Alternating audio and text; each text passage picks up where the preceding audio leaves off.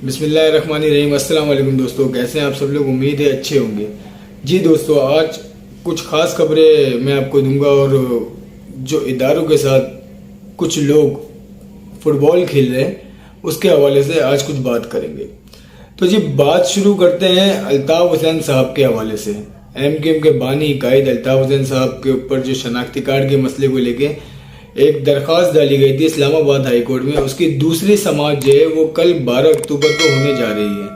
इससे पहले जो पहली समाअत हुई थी उसमें जो जज साहब थे उन्होंने इदारों को नोटिस जारी किए थे और उनसे वजाहत तलब की थी। और वो जो इदारे हैं नादरा है और वफाकी सेक्रेटरी दाखिला है, इनको नोटिस जारी किया था और कहा था कि आप वजाहत दें आखिर बानी कायद अल्ताफ हुसैन साहब का शनाख्ती कार्ड क्यों जारी नहीं किया जा रहा। अब जो अफसरान हैं वो कल हाजिर होंगे और वो बताएंगे जी जो मसले हैं उनके लंदन में जो एम्बेसी है वहाँ से इजाज़त नहीं मिल रही और भी मसले मसाइल हैं, तो वो कल वजाहत देंगे। लेकिन इस समाज से एक दिन पहले कराची के कुछ इलाकों में बैनर्स आवेजा कर दिए जाते हैं अल्ताफ हुसैन साहब के हक में, और बैनर पे लिखा होता है सुप्रीम कोर्ट महाजिरों को इंसाफ दो और अल्ताफ हुसैन भाई को इनकी क़यादत वापस करो। अब बात खाली यहाँ तक नहीं रह जाती और फिर आगे कुछ ऐसा होता है, जिन हलकों में ज़मनी इलेक्शन 16 तारीख को होने जा रहे हैं उन इलाकों में घरों में कुछ पंफलेट बांटे जाते हैं और पंफलेट पे लिखा होता है NA 237 और NA 239 के अवाम ज़मनी इलेक्शन का बाइकाट करें और बाइकाट में भरपूर शिरकत करें और जो गद्दार हैं उनको मुंह तोड़ जवाब दें। अब ये जो पंफलेट हैं ये घरों में बांटे जाते हैं और एक जो खबरें आ रही हैं कि ये जो इलेक्शन में बाइकाट होने जा रहा है बड़ा भरपूर बाइकाट होगा, क्योंकि इसकी तैयारी जो है एमकेएम लंदन की तरफ से भरपूर तरीके से की जा रही है। अब 16 तारीख आती है तो 16 तारीख को पता चलेगा जी ये जो बाइकाट होता है ये कितना असर करता है इलेक्शन के ऊपर।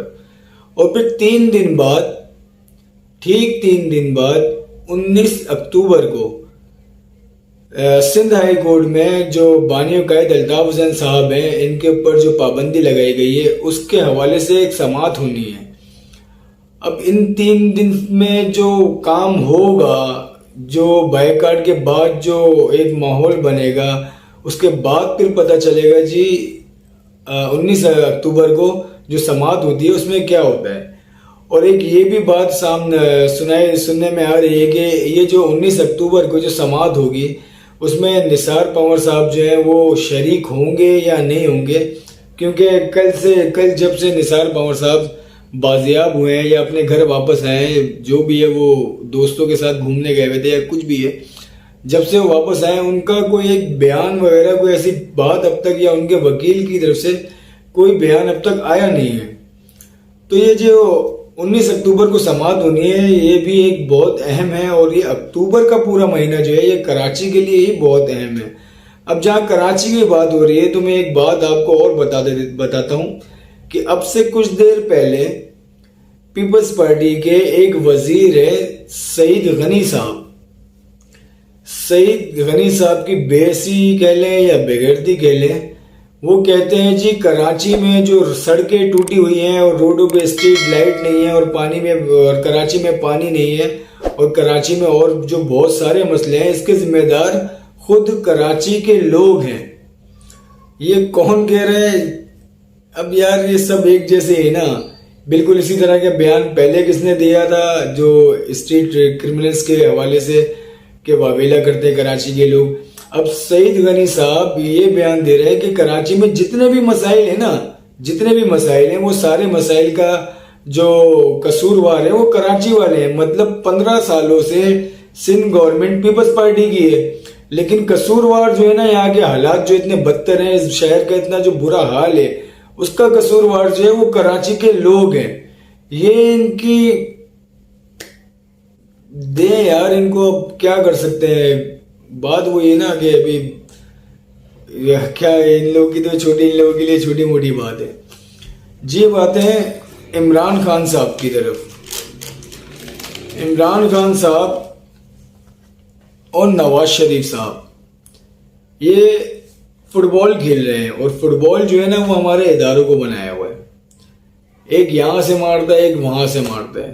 परसों नवाज शरीफ साहब ने एक प्रेस कॉन्फ्रेंस की जिसमें इन्होंने जिस तरह की बातें की इदारों को लेके, वो सब आप लोगों ने सुनी होंगी। इन्होंने जो जो बातें की कि मेरे सामने मेरी बेटी को उठाया गया और जेल में डाला गया, तो ये हुआ तो वो हुआ। यार अपने ऊपर, तुम्हारे ऊपर जब आई थी तो तुम्हें वो सब याद है। और यहाँ पे रोज इस तरह के वाकयात होते हैं। लोग लूट मार के दौरान शौहर जो है अपनी बीवी बच्चों के सामने मारा जाता है, तुम लोगों को वो नजर नहीं आता।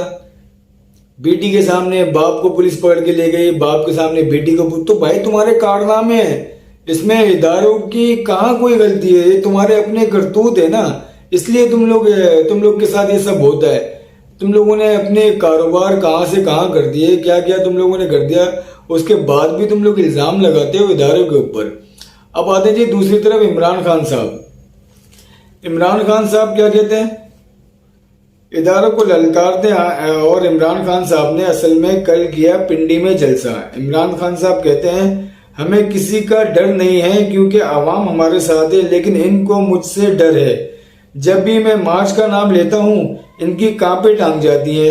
मैंने क्या करना है मुझे भी नहीं पता, और मैंने अपनी टीम को भी नहीं बताया, क्योंकि हर जगह फोन टैप होते हैं, मोबाइल टैप करते हैं, मेरे घर का फोन टैप किया जाता है और मेरे नौकरों को भी खरीदने की कोशिश की जाती है।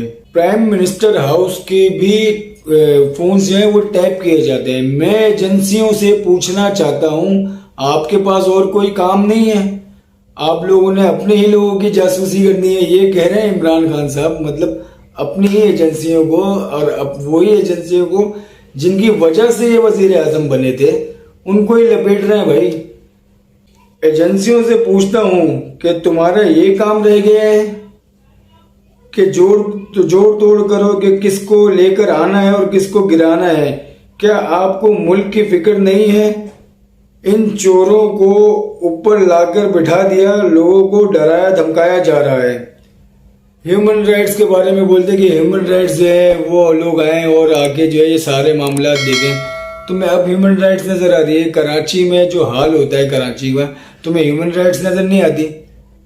क्यों यार ऐसा करते हो? और आज इन्होंने ननका साहिब में एक जलसा किया, और उस जलसे में तो इन्होंने जो इन्हें एक डर है ना कि इनकी असलियत सामने आने वाली है, इन्होंने वो अपना डर जो है उससे जान छुड़ाने के लिए आज ननका साहब में जलसा किया। उसमें उस साहब फरमाते हैं कि लोगों को उकसाया जा रहा है मेरे खिलाफ, और मेरी गंदी वीडियो जो फेक वीडियो है वो बना के लोगों को दिखाई जा रही है, और दिखाने का प्रोग्राम है, और ताकि मैं लोग मुझसे बदजन हो।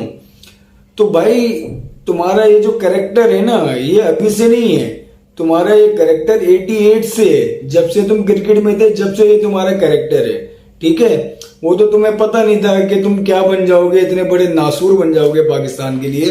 तुम्हें ये बात खुद भी नहीं पता थी कि तुम अपने काम करते रहे, लेकिन तुम्हें पड़ गई फिर आदत। तुम सियासत में आ गए, तुम वजीर आजम बन गए, लेकिन वो तुम्हें आदत पड़ी हुई थी ना गंदी वीडियो वाली, वो तुम्हारी खत्म नहीं हुई। अब तुम्हें डर है कि ये तो जब ऑडियो टेप्स हो सकती हैं, ऑडियो रिकॉर्ड्स हो सकती हैं, उसके बाद वो लीक हो सकती हैं। तो तुमने तो काम भी ऐसे किए, तुम्हारी वीडियोज ऐसी हैं तो वो भी लीक हो सकती हैं। जाहिर है तुमने काम ऐसे किए ना जिसकी वजह से तुम्हें डर है। तो इसमें इदारों का क्या कसूर है? सारा कमीनापन तुम लोगों का अपना है, सबका ना, सबका। लेकिन जो इस मुल्क के रखवाले हैं, तुम उन्हीं के ऊपर भौंकते हो, और तुम बात करते, तुम्हारी तो सही से भी ठोक रहे ना, वो मुबश्शिर लुकमान साहब तुम्हारी सही से ठोक रहे। और ये वही मुबश्शिर लुकमान है जो कंटेनर पे खड़े होकर तुम कहते थे कि मुबश्शिर लुकमान जो है वो चोरों को बेनकाब करता है। आज वो तुम्हारी ले रहे तो तुम्हारे बंदे उसको आगे लानते दे रहे हो। तो भाई तुम अपनी गलती मानो, तुम खुद नासूर हो, तुम खुद जो हो बहुत बड़े फितना हो, तो तुम मान लो इसको। इदारों का क्या कसूर है तुम ये बता दो।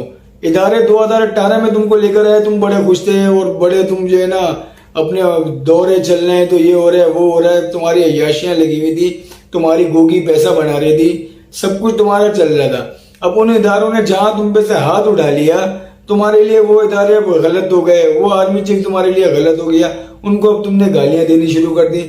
और अब तो तुम्हारा हाल ये है कि तुम्हें लग रहा है ना कि तुम्हारी असलियत सामने आ रही है लोगों के, तो तुम लोग जो है ना हाथ खड़े खड़े करके लोगों से हेल्प ले रहे हो। वो यार शर्म करो, तुम झूठे हेल्प ले रहे हो लोगों से।